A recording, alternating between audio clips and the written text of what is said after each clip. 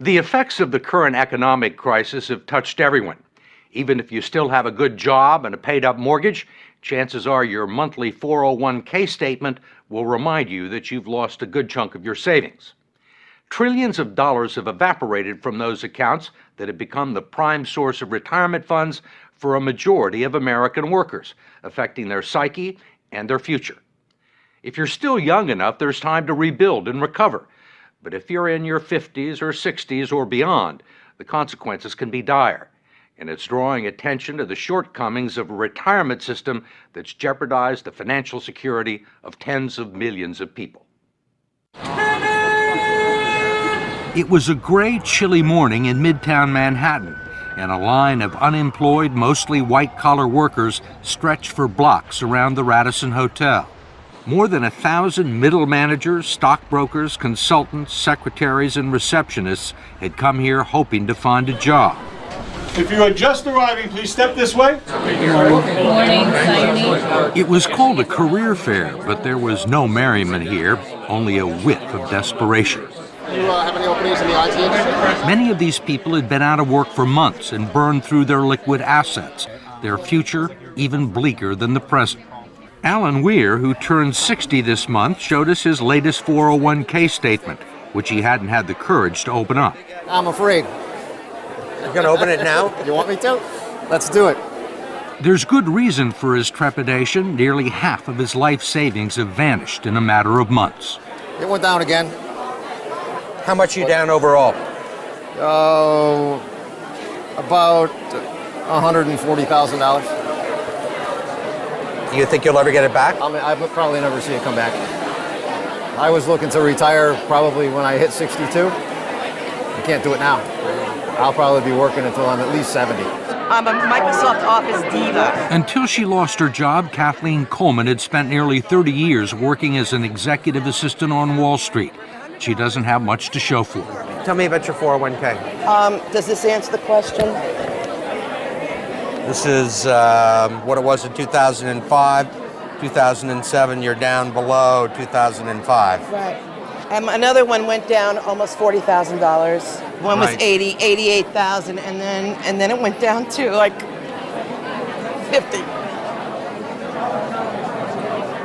How old are you? 54, and I live alone. I don't have any children. I've been a career girl all my life, and it's been a great career, and I don't deserve this. I'm sorry. It's all right. Have you had any nibbles? All the nibbles I've had, I get beat out by top models who can type. And I have experience and dedication and loyalty, and I can make any boss shine. I can. If you're out there, I'll relocate anywhere for you. What, psychologically, what does this piece of paper do to you? Oh, it crushes any rest I may get when I'm 65. I'll have to work for the rest of my life. The saddest part of this story is that it's being repeated all over the country. In eastern Pennsylvania, 59-year-old Iris Hans lost her accounting job and half of her 401k investments. She's now back in the workforce as a part-time cashier in a grocery store. Your debit card. You have a great day. In Dearborn, Michigan, Terry and Donna McNally are barely holding on. He lost his sales job in August. The condo they bought 15 years ago is worth less than their mortgage, and 40% of his 401k retirement savings is gone.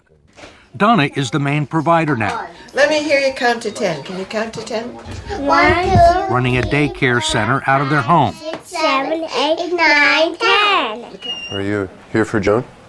Terry considers himself fortunate to have found part-time work greeting the bereaved at a funeral home and making lattes at Starbucks, There you go. where colleagues young enough to be his grandchildren have taken him under their wing. What's the hardest part? I'm no longer sitting in a computer or driving in a car to a call. You know, suddenly I'm standing for 4 to 6 hours and greeting people or making drinks or trying to learn the process and the food business thing, which is very difficult. It's tough, but I'm proud of him. At his age, to be doing what he's doing. The 401k drop was tremendous, is tremendous at this point in time, and that's where the savings was. So that's our hurt right now. We can't live our vision of our dream of retirement. That's the worst part. Many people can't. And what was your dream? Our dream was to have a log cabin up north, Leland area, and just live a nice, quiet life. And we can't do that. You think you'll ever be able to retire? I don't No. see that day. Can no longer see that day. What kind of a retirement plan allows millions of people to lose 30 to 50% of their life savings just as they near retirement? David Ray, president of the profit-sharing 401k Council of America and a lobbyist for the 401k industry, says it's one that empowers people to make their own investment decisions. 401k is the absolute best way people can save for retirement. They absolutely are the best retirement vehicle we have. How can you say it's the best available if it has let down tens of millions of people at the time they need the money the most? That's not a 401k problem. That is our entire investment system. This is about the markets went down for everybody. Nobody was saved in the current thunderstorm. Ray says that many people still have more money in their 401ks than they've actually contributed. He says everyone had multiple investment options, including low-yield guaranteed returns, and he believes people who lost money have no one to blame but themselves. In America, it's a society based on freedom and choice and personal responsibility. We need to help them understand these responsibilities and execute them to the best they can. 401k is part of that. There are no guarantees. What about the people who are 63 or 64? A lot of those people were thinking about retiring. Well, and now they aren't. Well, I mean, a lot of them were retired and have to go back into the workforce. Well, but that was not a 401k problem. That's an investment system problem. The markets go up and down, and if those people chose to take equity risk, there was a logical outcome. But in fact, the 401k plans that have become the primary source of retirement income for 60 million Americans were never designed to be retirement plans in the first place. They were created in the late 1970s as a savings plan and tax shelter for ordinary Americans. The idea was that workers would make voluntary contributions and employers would match a portion of them.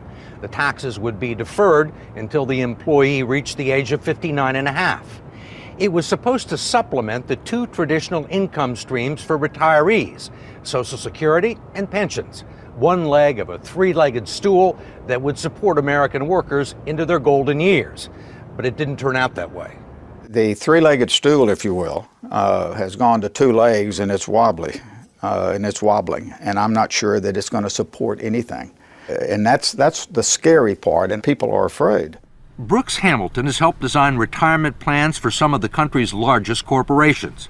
He says 401ks turned out to be so much cheaper than funding pensions that many companies decided to freeze their pension plans and replace them with 401ks. The decision created millions of new employee investors for Wall Street and the financial community, and they pounced on the opportunity.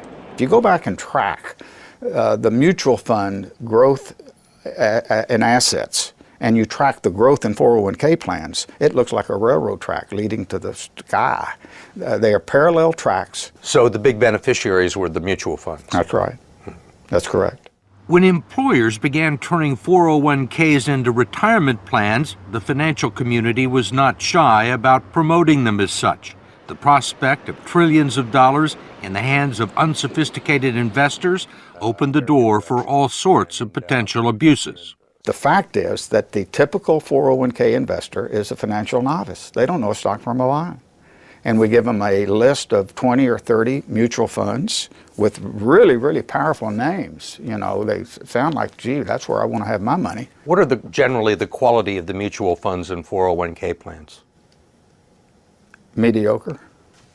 I'm going to be real honest with you. With half the funds on the list, really dogs, what people would characterize as dogs, shouldn't be on the list to start with. There clearly has been a raid on these funds by the people of Wall Street, and it's cost the savers and the future retirees a lot of money that would otherwise be in their account, independent of the financial collapse. Representative George Miller of California is chairman of the House Committee on Education and Labor and a staunch critic of the 401k industry, especially its practice of deducting more than a dozen undisclosed fees from its clients' 401k accounts. Now you got a bunch of economic wizards jumping in and taking money out of your retirement plan, and they don't want to tell you how much. You can't decipher it in simple English, and they're not interested in disclosing it or having any transparency about it. And most of the people that look at their 401ks have no idea that these fees are being taken out. No. Where would you find it? Where would you find these fees in this prospectus?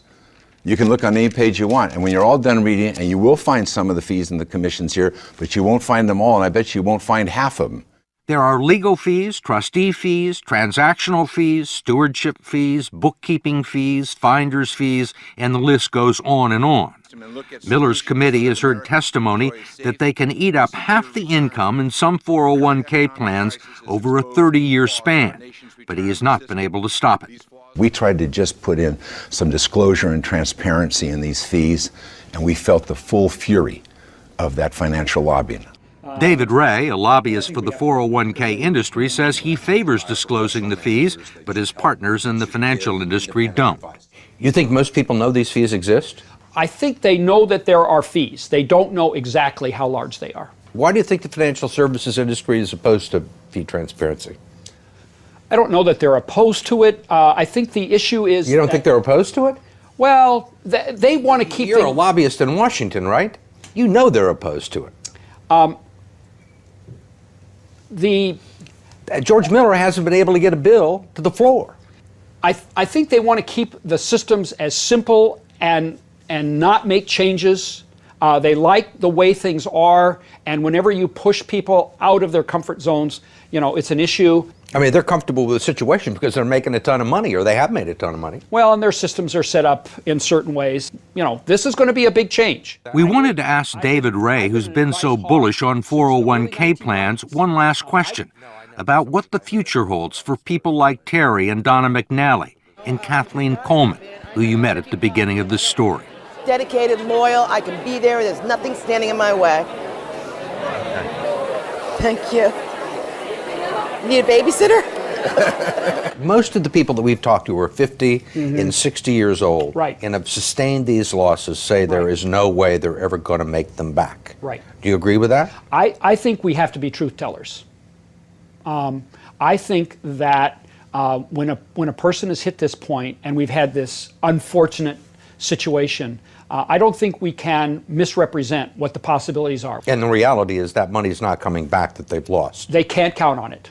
They have to, maybe they have maybe if they work 10 more years, it'll come back by the 10, but it's important that they not have unrealistic expectations. For more information on your 401k, go to 60minutes.com.